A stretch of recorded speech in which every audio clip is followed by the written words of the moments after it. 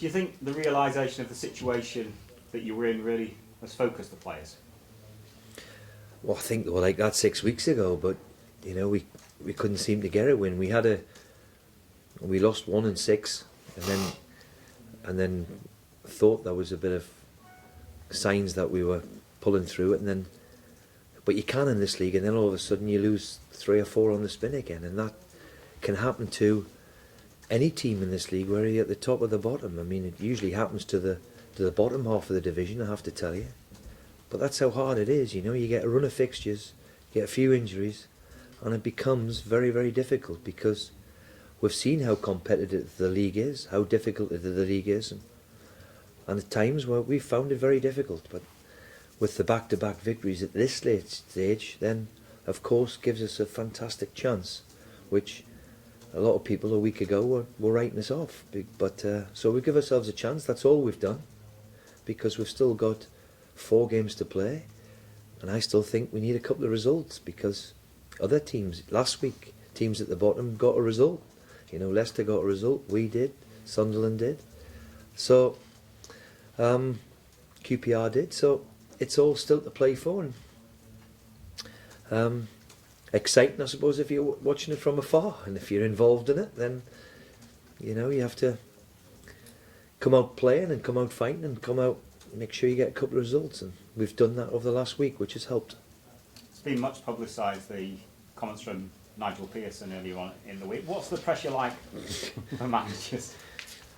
Well, I think sometimes, after a game in particular, when you're disappointed, he's just lost a game, and you have to come out and face the press, and I have to say sometimes you find it quite amusing.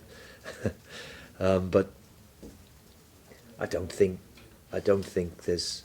I think after games, then sometimes the emotion in it, and we've all done silly things and stupid things which you regret. And I've seen myself run up and down touchlines at times, and you think, "Oh my God, Steve, what on earth are you doing?"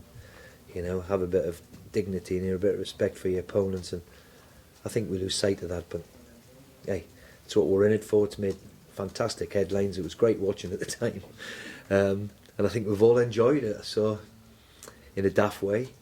And I think even the reporters quite enjoyed it, because we all know who he is now, so fair play to him. 2 clean sheets. Steve Harper back in the side. Has he had a calming influence? Well, he's certainly done that. He's certainly a calm customer who over 2 years has never let us down. And again, just his experience alone, his positioning, he's proved what a very, very good goalkeeper he is. Unfortunately, he's got to that age where, you know, week in and week out, I don't think it's possible for him, but he's been terrific. He's been a terrific signing, because when we've needed him, when we needed him a lot, certainly when, unfortunately, Alan's lost a bit of form, he's been that experience which sometimes you need, you know, you need a bit of experience, and he's got abundance of it, and has proved that over the last couple of games. The players have risen to the challenge this season against the big teams, with the draw at Arsenal, Manchester City and Liverpool, and the performance the other night as well. So will you take some confidence from that going into Monday? Well, we know we're going to have to be at our best, and I think that gives all managers hope when somebody like Arsene Wenger can get a bit of stick, which I find quite remarkable, what he's achieved, what he's done, how he sets up his teams, the way they play. They're in a cup final again, they're in the top 4, and yet 4 or 5 weeks ago, before he went on this run, he gets questioned. How on earth he gets questioned, I think, gives us all younger managers a belief that, well, it's not so bad after all. So I've got the utmost respect for Arsenal and Arsene Wenger, even though they did beat us in the cup final. You know, they're a huge club they do things the right way. Certainly they play in the right way, and in the manager, I've said often that he's been the demise of many young British manager, because I think he's been the route. A lot of clubs are foreign. I'm not against foreign managers or coaches, but he's been, for me, everybody thinks, oh, we'll get a new Arsene Wenger. He's been unbelievable what he's done in this country. As I said, I've got the hugest respect for what he's done and what he's achieved. And always when you're playing Arsenal, you know one thing, that you're going to have to play well and defend well, because they've got such an array of talent. That's always a difficult game, and they're on a bit of a run at the moment, so we'll have to play well. On Tuesday night, there were a small minority of fans chanting against the owner. What did you make of that? Well, I've said repeatedly that without the owner, let alone a team beating Liverpool, we wouldn't have a team bust, let alone a team playing in the Premier League, in the biggest and best league in the world.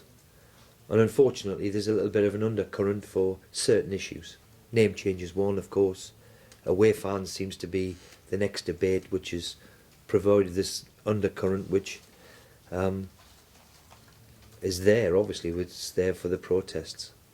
But I keep reminding people that without the owner, and something like £70 million of his personal money he's put into their club, then there wouldn't simply be a club. There's not many people out there going to put £70 million pounds into Hull City. So, you know, it's frustrating for him, I understand that, and disappointing, but we can't let it overshadow. There's always ripplings in football clubs. You talk about Nigel Pearson, and I've said Arsene Wenger, of what he's done at Arsenal, get a bit of stick now and again.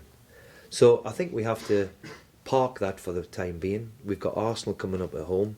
We shouldn't let it overshadow a great achievement against Liverpool and beating Liverpool. That doesn't happen very often in our club's history.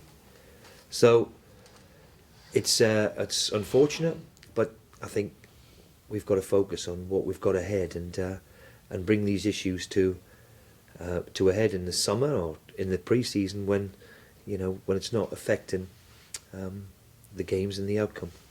No game on Saturday, so Saturday night will you be watching Mayweather, Pacquiao, and who Well, I'm certainly not letting the players. What time's it start? 4, 5 o'clock? I hope they're not tuning into it, and I think 4, 5 o'clock is too late for me, so it might be on recording.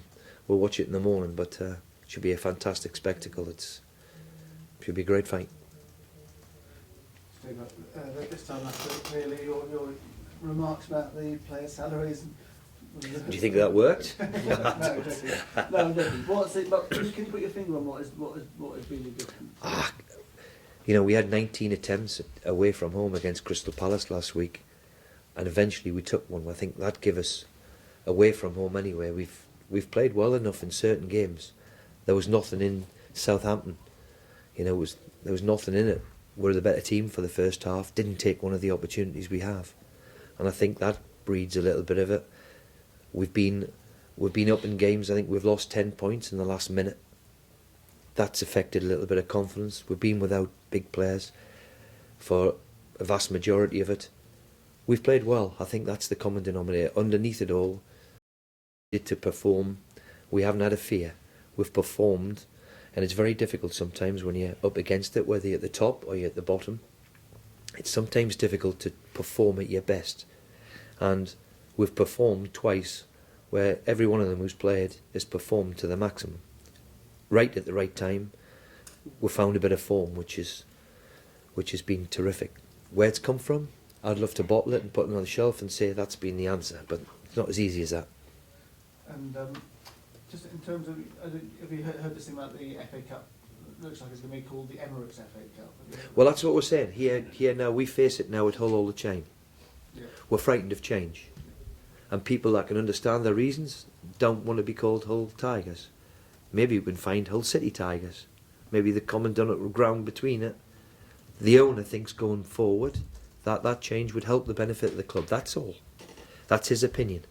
And as I've said, I never thought Arsenal would leave Highbury and go to the Emirates. I never thought Manchester City would leave Main Road and go to the Etihad. And I never thought the FA Cup would be called the Emirates FA Cup. However, that's what change is. I get called all the time. I never thought sports science would have the big effect that it has in football like it has at the minute. However, if you don't go with the times, you're accused of being a dinosaur. So you've got to move with the times now, and they are the times that we are moving on, and that seems to be change. We can all like and admire tradition and history, but some things we have to go with the flow.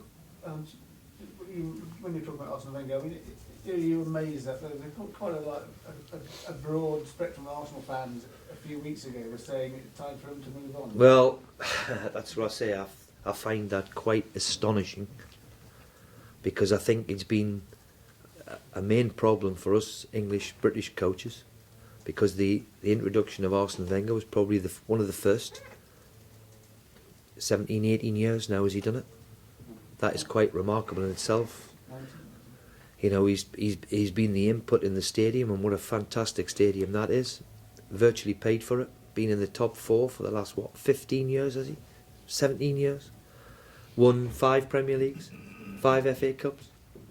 In the final of the FA Cup again, and still people question him. That's how difficult the job is, and I take a bit of heart from that. If he can get a bit of stick, then we're all due it, because how you can question him is beyond me. For what he's done in this game, you know, he was probably the first to have the big, physical, powerful team. His first team were immense, and then he's gone and changed it, maybe with different ideas of how to play. And you know, you think of the team that won, were they unbeaten in 50 games? It's quite remarkable, his achievements, and the way he does it and the way he goes about it, because they're still a fantastic club. Do you think they're the second best club in the Premier League behind Chelsea this season? Yeah, possibly, yeah, yeah. Steve, How close is it? Are they a second? Are they second? Well, I never look at the top end. I tell you everything about the bottom end. Never look up that end. Are they second? Who's second? Them? Third. The third. Who's second? City. City have got a game in hand. Arsenal have a game in hand. Arsenal got a game in hand. Yeah. Okay. So, well, down to you. Yeah, thanks. Steve, any news on Jelavic and Diame? I know it's a weekly staple, but are they Jelavic is trained all week, which is great news for us. Diame's unfortunate that Diame trains for a couple of days, and unfortunately at the minute it's still not 100% right. Jelavic is trained for the last 4 days with the squad. We'll see how he is over the next 3 training sessions, which we know are important. I said last Friday, with Diame in the team, we picked up 25 points, which was quite remarkable. So you can see how important the striker is to us. So him coming back in, we'll see how he is. I'll give everybody a lift.